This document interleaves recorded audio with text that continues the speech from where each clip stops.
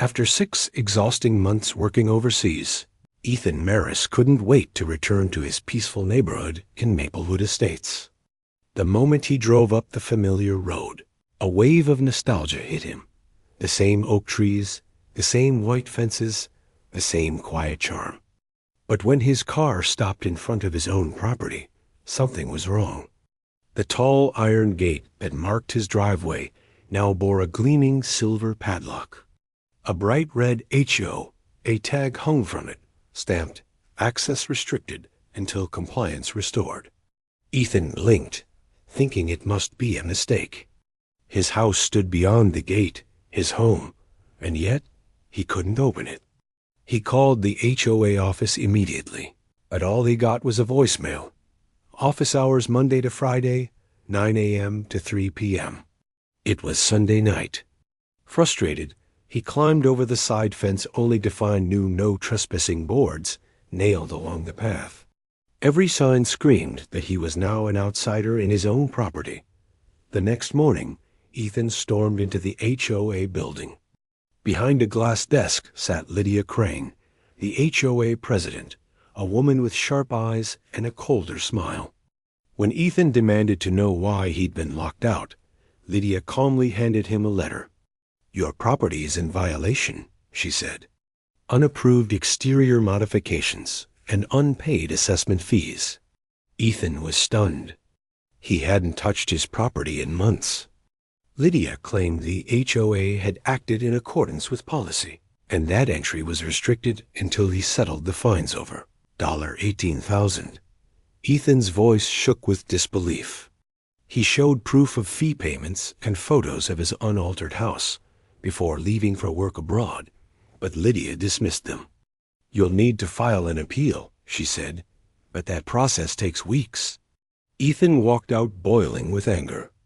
The neighbors avoided eye contact as he passed, whispers following him like shadows. It was clear the HOA had turned his quiet neighborhood into a fortress, and Lydia was its gatekeeper. Determined to prove his innocence, Ethan started investigating. His old friend Marcus, who lived 2 streets away, confessed that during Ethan's absence, the HOA had installed surveillance cameras and started inspection drives. One night, Marcus saw workers repainting Ethan's fence and trimming his trees without his permission. The next day, the HOA sent out a notice claiming Ethan's modifications violated the community's uniform aesthetic rule. Ethan realized they had fabricated the violation. When he requested video footage from the HOA security system, Lydia's assistant claimed it was lost due to a data upgrade. Furious, Ethan gathered neighbors' testimonies and old photos, but most refused to help. "You don't want to mess with Lydia?" one whispered. It seemed the HOA operated like a silent regime, feeding on fear and control. Still, Ethan wasn't one to give up. He decided to expose them, no matter the cost. One night, Ethan sneaked into the community clubhouse where the HOA stored their meeting records. The dim light from his phone revealed stacks of folders, invoices, and maintenance reports. Among them, he found something shocking: several documents approving special projects under Lydia's name. The projects billed homeowners for non-existent repairs and landscaping. The money had been rerouted to a private account labeled Crane Development Trust. Ethan photographed every page, careful not to trigger the alarm. As he turned to leave, a sound froze him footsteps. Lydia's voice echoed through the hall. "I know you're in here, Ethan."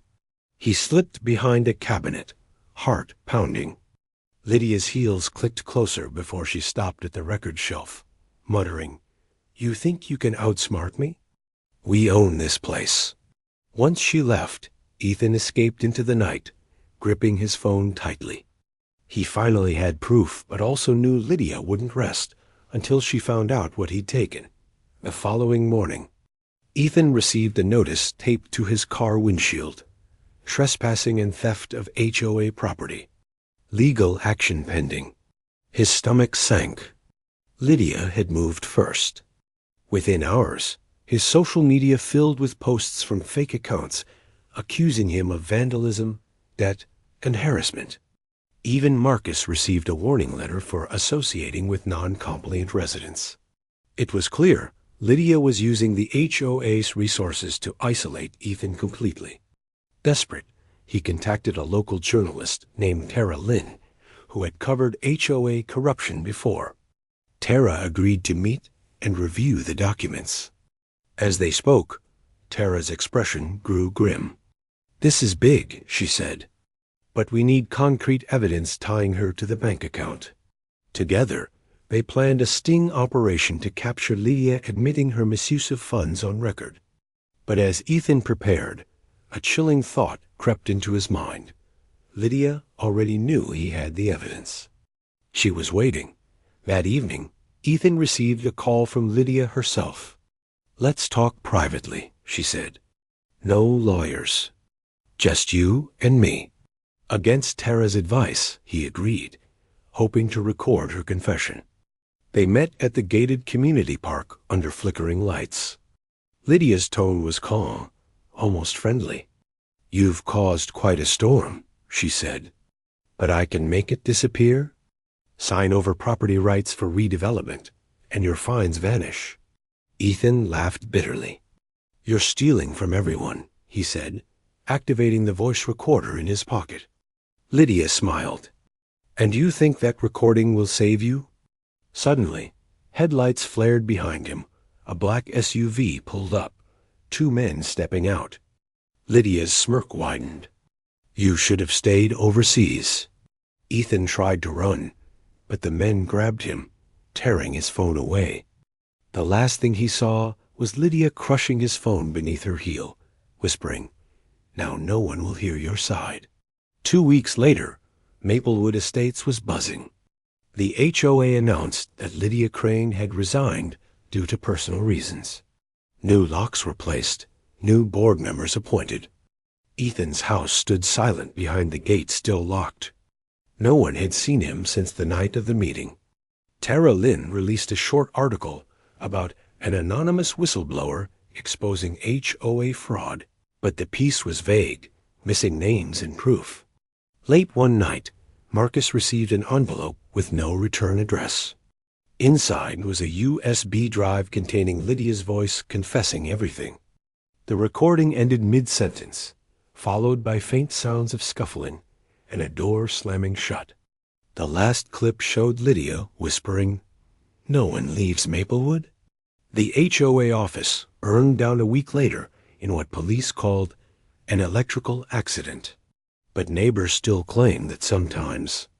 At midnight, Ethan's house lights flicker on, and the locked gate creaks open on its own.